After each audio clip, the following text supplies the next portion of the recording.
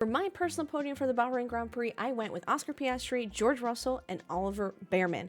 And in the gravel, Red Bull as an entirety, and the FIA systems. So Oscar currently has a 100% pole conversion rate, which is a little bit easy because I know it's only 2, but he had an incredible race from himself, from McLaren doing that double stack. For me, it's been an incredible step up in performance year after year, and I think he still hasn't hit his ceiling yet. His racecraft has greatly improved, and overall is just a perfect drive and a perfect weekend. I also appreciate what he's saying about the car, that this is the best car and the fastest car. Now, Lando Norris, by the numbers, obviously didn't have the worst race, but it was pretty messy for someone who's leading the World Drivers' Championship. I always say look for patterns, and the one-off in Australia was really helpful for me. He was locked in and it was great, but now he's basically faltered every other race back to his old patterns. No one's harder on Lando Norris than Lando Norris himself. And it just feels weird to criticize or talk about him because he's just so hard on himself. It was obviously a really messy race for him, trying to get back up, trying to do all those passes, overshooting certain corners, not being able to complete things. Luckily, he got P3, and we can clean this up for Saudi Arabia and Miami. McLaren team boss Andrea Sale said that Norris is just in a difficult phase that stems from not quite hooking things up naturally in the moment, and backs that if Norris just tidies up his driving a little bit, he's obviously going to get the help from McLaren and the car that he needs. But Norris has just been racing for so long, and it's just like, at one point, do we just stop having the conversation that he needs to tidy up his driving after getting opportunity after opportunity? With Oscar performing at a very high level, he's not just going to usurp the championship.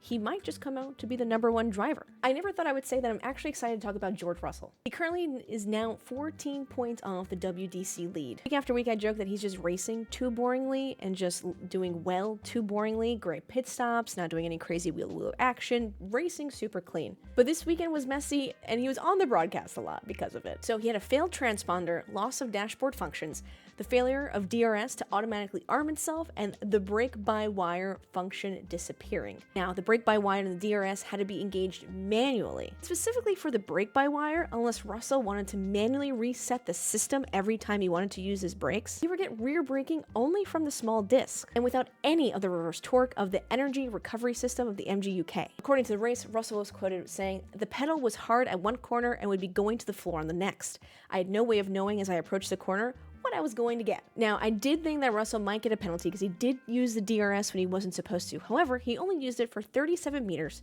out of a 700-meter straight. Supposedly, that only gained him 0.02 seconds, then he lifted and gave up 0.28 seconds to compensate. So because there was no sporting advantage, Russell does not get a penalty. And then there's the thing of him being on soft tires for 20-plus laps. Well, Mercedes had no new medium tires for George Russell. Now, because a safety car was deployed, it was either putting him on a brand new set of hards or running 20-plus laps on softs that have already been used in qualifying. Of course, hards would be much more comfortable with the distance, which is why Ferrari went hards, but it also would have made Russell extremely vulnerable on the restart, especially if Charles Leclerc or Lando Norris opted for softs or mediums. This was George Russell's best finish in Bahrain, his best finish of the year, and his 14th consecutive points race. Currently the best run of his career. Now, I'm telling you, consistency wins championships. I wouldn't be surprised if it stays like this all the way to the end and we have a McLaren George Russell battle for the championship. Now, Oliver Bearman produced one of the best drives of the day. Qualifying left him last on the grid, unfortunately, but on race start, he gained 5 positions off the rip. Him and Haas also had perfect safety car timing for their strategy. He was able to defend 10th from Kimi Antonelli and Alex Albon. I mean, 3 points race finishes out of 4 for your first full-time Formula 1 season ain't too bad, especially in a Haas. Bearman was quoted, "I'm super happy for the team because I let them down yesterday making that mistake where there was more potential in the car. Today, everything worked out as planned. We got a mega start, managed to get aggressive strategy to straight away be fighting in the points." And I love these new rookies because they're not jaded yet by Formula 1, the system, social media. They talk so positively about their future, about the car, about the strategy. It's kind of refreshing to see. Haas currently sits 5th in the Constructors' Championship, exactly what I predicted that they're going to end with at the end of the year. Honestly, this is just a video of what I'm right about. We gotta talk about Alpine next. Pierre Gasly was quoted saying that Pierre Gasly was quoted saying that there's always been signs that the car has a lot more potential.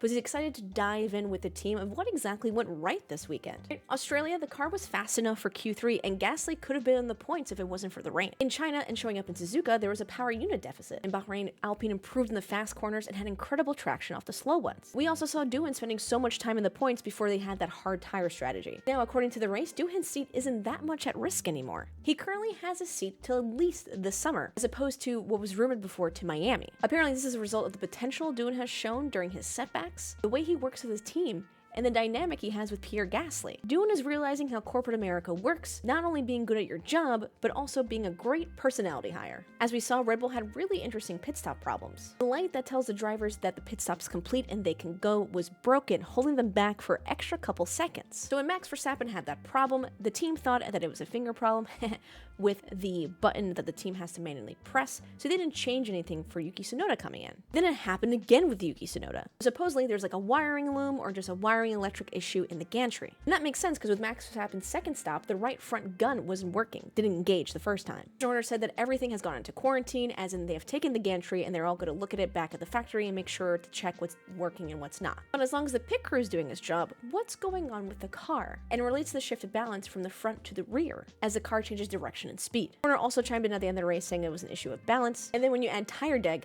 everything just gets worse. Yuki also added he didn't understand even half of this car. There's a very narrow operating window that he is still yet to find. And according to the race, finding the solution is not going to be inherently easy. Currently, the best hope for Red Bull is hoping that the track suits the race package that they bring and that the tires are going to have low degradation. On the other side of the spectrum, you have Ferrari, which got 4th and 5th, and Charles Leclerc feels pretty good about the car except for a few things like grip. On the balance, they're extracting the maximum. There was a new floor upgrade, setup progress. Charles Leclerc feels like he can extract more if there's only more downforce and more grip. So there's signs of Ferrari gaining that speed, but there's still a long way to go before they become podium contenders. Lastly, kind of colloquially, what is going on with the FIA system plus the broadcast? The big issue is when they miss Nico Hülkenberg's off track. Therefore, Alex Albon didn't advance to Q3. They also then during the race gave Carlos Sainz a grid penalty for saying that he failed to serve his 10-second penalty, but he did serve it.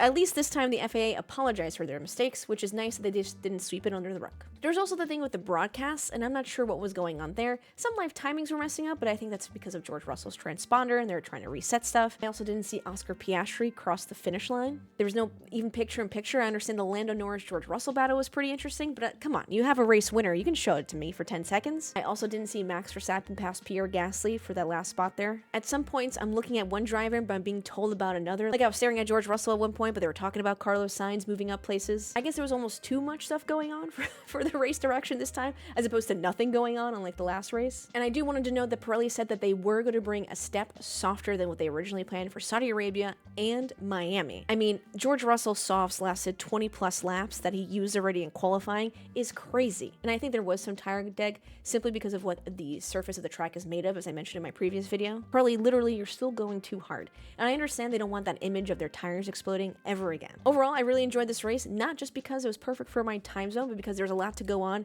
and a lot to just study from every single one of these drivers. Any storylines you're looking into that you've noticed as you started taking notes in the race, please let me know and I'd love to talk about it with you. Otherwise, I will see you for the Saudi Arabian Grand Prix.